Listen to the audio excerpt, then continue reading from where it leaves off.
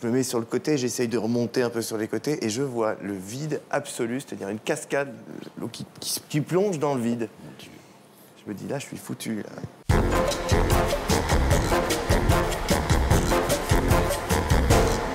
Et nous accueillons notre invité du samedi 20h ce soir, Jean-David Blanc. Bonsoir. Alors, Jean-David Blanc, dans la vie, vous avez deux passions, l'informatique et le paramoteur. Le paramoteur, c'est une sorte de parapente à moteur. La première passion a fait votre fortune. Vous êtes l'inventeur du site Allociné, que vous avez très bien revendu à Canal+. La deuxième a bien failli vous coûter la vie, puisque vous êtes craché dans l'Himalaya. Vous avez passé des jours à errer dans la montagne pour sauver votre peau. Vous nous raconterez votre histoire à 20h.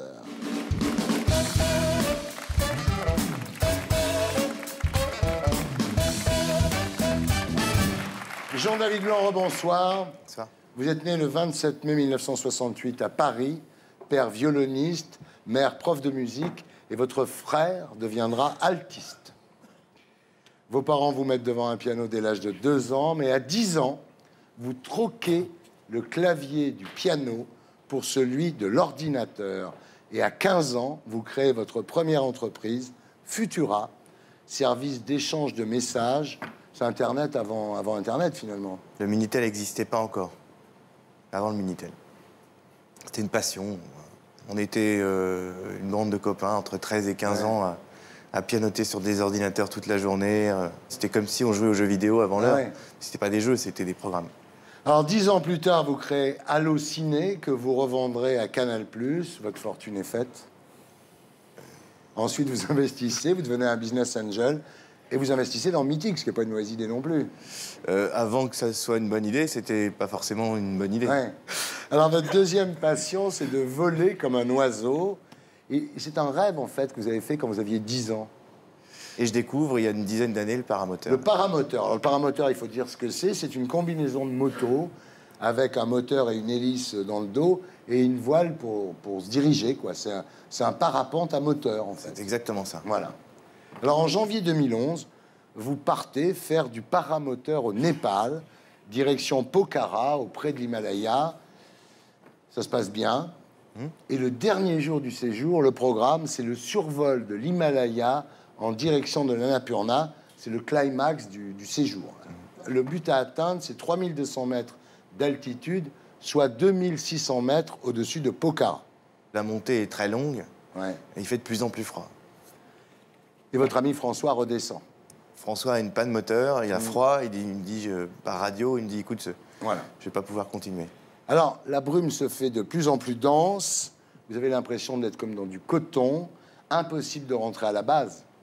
Impossible de voir ce qu'il y a en dessous, donc impossible de descendre. Ouais. Au risque de se prendre un obstacle, une maison, un arbre, donc il faut Alors, vous continuez à monter pour passer au-dessus de la couche nuageuse. Mais plus vous montez, plus la brume s'épaissit, ce qui est très bizarre, parce qu'à un moment, on est au-dessus des nuages quand même. Sauf qu'en montagne, le temps change très vite. Voilà. Alors, à un moment, vous voyez même plus vos genoux, quoi. C'est très, très épais. Hein. Et puis, soudain, vous apercevez le sol en face de vous. 5 mètres de moi, je vois un mur, pensant que c'est le sol. Ouais. En fait, on n'a plus du tout de notion d'équilibre. On ne sait plus dans quel sens on se trouve. Vous dites, est-ce que c'est un délire? Est-ce que c'est une hallucination? Est-ce que c'est un mirage? Enfin, vous ne comprenez pas ce qui vous arrive. Vous tirez sur vos freins pour faire demi-tour, mais c'est trop tard. Vous percutez la falaise. Je me retrouve suspendu sur un buisson qui dépassait de la montagne. Drôle de situation, quand même. Drôle, je sais pas. C'est comme le film avec De Mais il va nous le Funès. dire. C'est sur un arbre perché. Absolument. Exactement. En fait, vous êtes très haut parce que vous avez parcouru 3000 mètres à la verticale. Là, vous allumez votre portable. Et ce qui est incroyable, c'est que le portable capte. Ça marche. Ah, Vous envoyez vos coordonnées GPS avec le portable. Et là, on vous conseille de ne pas bouger. De toute façon, j'avais pas vraiment le choix. Ouais. Suspendu. Le mec, il lui dit, bah descends, le mec, jamais il va descendre. saute.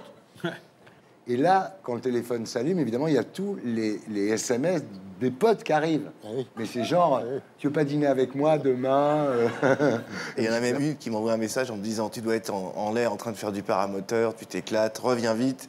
Ouais. Et là, je lui renvoie un texto, je fais j'essaye, 3 petits points.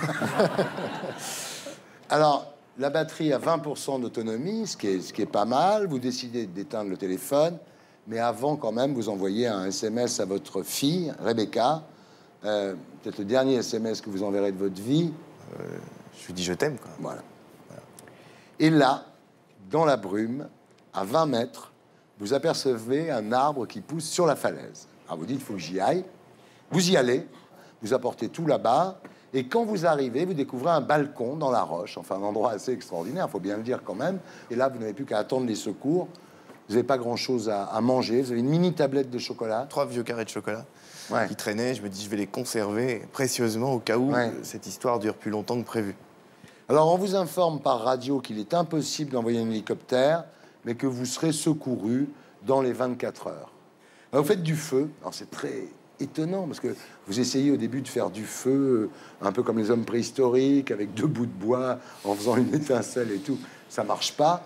En revanche, quand vous prenez de l'essence, que vous mettez l'essence sur le bois, et que vous faites une étincelle avec les fils de la batterie, du moteur, du paramoteur, là, ça marche. Là, le feu prend et je me retrouve avec du feu. Et là, je peux dire que c'est une fierté incroyable d'avoir réussi à faire du feu sans feu. Ah ouais, t'étais content. Tu voulais rester là-bas d'ailleurs. Oui. Et là, je suis bien en fait. Voilà, je me sens pas. Il n'y a pas de quoi être fier. Il n'y a qu'un seul arbre, il le crame. Franchement. Alors, la Les première écolos. nuit, il fait très, très, très froid. Vous avez les mâchoires qui claquent, vous êtes agité de soubresauts jusqu'à perdre conscience. Je vais faire moins 10, moins 15. On est quand même à 3000 mètres dans l'Himalaya, en plein hiver, à tout vent. Il fait super. J'avais pas de thermomètre, mais je peux vous dire qu'il faisait très très froid. Puis à un moment donné, je pense que je Vous laissez aller. Je me laisse aller, je tombe dans les pommes. Ouais. Alors le lendemain, donc le deuxième jour, vous réveillez à 5 heures.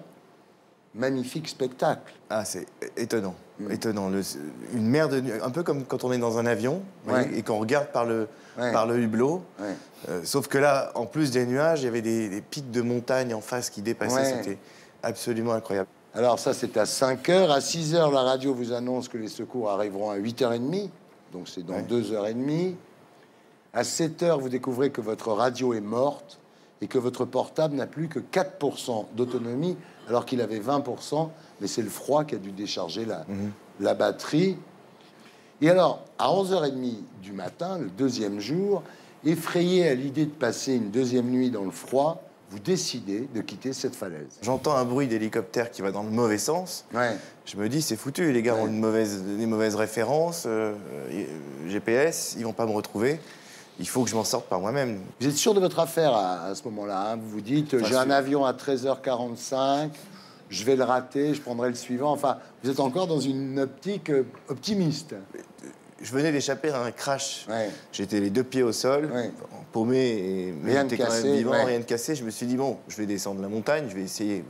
Et au bout de quelques heures, il arrive dans la jungle. Mais là, donc il est 15h, il meurt de soif. Alors, il y a d'abord une petite flaque d'eau. Il se dit, si je bois ça, je vais attraper la mort. Donc, vous buvez pas. Mais vous trouvez une source. Un peu plus tard, je trouve une source, oui. Sauf que la source, elle est au fond d'un précipice de 25 mètres. Enfin, c'est un jeu vidéo, quoi. Ensuite, vous trouvez une rivière. Alors là, quand vous trouvez la rivière, vous vous dites, bah, j'ai qu'à descendre la rivière et puis je vais arriver à la mer un jour. J'arrive au bout de la rivière, comme ça. Mais t'es dans la rivière, donc t'es en train de nager dans la rivière. Non, pas de nager, parce qu'il y a des roches autour, etc. Je passe de roche en roche. Et puis à un moment donné, je vois que la rivière commence à disparaître. Donc je me mets sur le côté, j'essaye de remonter un peu sur les côtés et je vois le vide absolu, c'est-à-dire une cascade l'eau qui plonge dans le vide. Je me dis, là, je suis foutu. Là. Et là, vous vous rendez compte de la terrible erreur que vous avez commise. C'est-à-dire, vous vous dites, je suis complètement con. Parce qu'en fait, je serais resté là-haut, ils auraient bien fini par me trouver. Alors que là, ils ne peuvent pas me retrouver. L'Himalaya, c'est 3000 km de long, 500 de large, vous imaginez. Là, il n'y a plus de portable, il n'y a plus rien. Il n'y a plus de batterie. Mais tu l'as gardé quand même. Tu t'es dit. Au cas où, tu sais. Voilà, si je trouvais une prise. Oui, voilà. Si je trouvais une prise, un chargeur. C'est un mec, un chargeur c'est un Pakistanais qui vend des chargeurs comme ça, qui dit 5 euros, 5 euros. Et là, non, mais c'est horrible parce que, bon, ben voilà, vous êtes planté, quoi. Et vous mettez votre appareil photo en mode vidéo et vous enregistrez votre testament. Pour ma fille, oui. Alors, la deuxième nuit, parce qu'il y a une deuxième nuit, là-haut, toujours, vous rêvez que vous êtes en avion, en business, et qu'il y a une hôtesse qui vous propose des coupes de champagne. J'ai commencé à m'imaginer une situation dans laquelle je serais bien. Et je m'endors là, effectivement, et je fais ce rêve-là. Pas en first. C'est marrant. Non, en business. En business. Non, le problème, c'est que vous aviez même plus les carrés de chocolat. Parce que les j'avais paumé entre-temps. Voilà, il avait paumé. Oui, il Tu vois, t'aurais dû les manger. Ben voilà. Donc, il faut prendre ce qui est à prendre. Alors, au réveil, vous découvrez un champ à une quinzaine de kilomètres. Ce qu'il faut comprendre, c'est que on est très très seul quand on est complètement paumé au milieu de la nature. On voit que des montagnes, des arbres, des roches. Ouais. Et on se dit, mais où est la sortie? On est comme une souris dans un labyrinthe, il n'y a pas de sortie, quoi. Et quand je vois très loin, sur l'autre montagne en face, quelque chose de rectangulaire, ça a l'air. C'est donc forcément humain, c'est donc forcément la civilisation, c'est la bouée de sauvetage, quoi. Mais il y a un dernier obstacle, évidemment, comme dans tous les bons films, il y a un dernier obstacle, c'est qu'en fait, à un moment, vous arrivez devant un dénivelé qui fait la hauteur de 3 étages. Vous êtes là devant, et la seule façon, c'est de sauter. Alors à ce moment-là, vous vous dites, quel membre il vaut mieux casser? Donc je ne vais pas sauter sur les jambes, parce que j'ai besoin de mes jambes pour marcher. Je ne vais pas sauter sur le bras droit, parce que je suis droitier, j'ai besoin de mon bras droit. Donc vous décidez de sauter sur le bras gauche. En fait, au moment de sauter, je me retourne, j'attrape le mur avec les mains comme ça, comme un chat, quoi. Et puis évidemment, ça tient pas longtemps. Et je tombe, je me mets en boule. Et par miracle, je me prends une branche aussi sur la tête. Et par miracle, je me casse rien. Voilà. Donc j'arrive sur le sol sonné, quand même. Vous aviez le casque, hein, quand même. J'avais le casque sur la tête, que j'ai pas toujours quitté. quand même. Ouais. Et là, vous repartez. Alors, sa devise, c'est « J'y vais sans m'arrêter jamais ». Et vous finirez par remarquer sur le sol des excréments d'animaux, de vaches. Et puis, un petit peu plus tard, vous voyez des Népalais. Vous êtes sauvés à ce moment-là, évidemment. Ils sont gentils. C'est vous qui avez chié ici, là? Alors, quand vous arrivez à Pokhara par hélico, vous découvrez en fait que les secours sont arrivés sur le lieu du crash 2 heures après votre départ. Et ils ont récupéré tout mon matériel. Voilà. Les Népalais ont été absolument géniaux. Ils ont envoyé l'armée, 200 soldats sont partis à ma recherche. Et ils ont trouvé mon matériel, ils ont essayé de me retrouver, mais ils ont... Impossible. Alors, Jean-David, votre aventure, vous en avez fait un livre qui s'appelle 3 jours au Népal, publié chez Robert Laffont. Vous en ferez bientôt un film, non? Il y a des projets dans ce sens-là. Oui. Donc, vous allez faire la une d'Allociné, finalement. Peut-être. Voilà, la boucle sera bouclée. Peut-être. Vous en tirez quoi comme morale de cette histoire, sur le plan personnel? Pendant ces 3 jours, j'ai pas pensé une seule seconde aux conséquences de tout ça. La seule chose auquel j'étais attaché, c'est qu'est-ce que je fais pour m'en sortir. Mon obsession, c'était d'avancer, de continuer à faire un pas, de descendre. Ouais. Donc si j'en tire une leçon, c'est que d'une manière générale, dans l'épreuve, il faut continuer à avancer. Ouais. C'est le triomphe de la volonté, quoi. Ouais. De jamais s'arrêter. Et pour être sûr de ne rien rater de Inarditube, abonnez-vous et mettez un pouce bleu.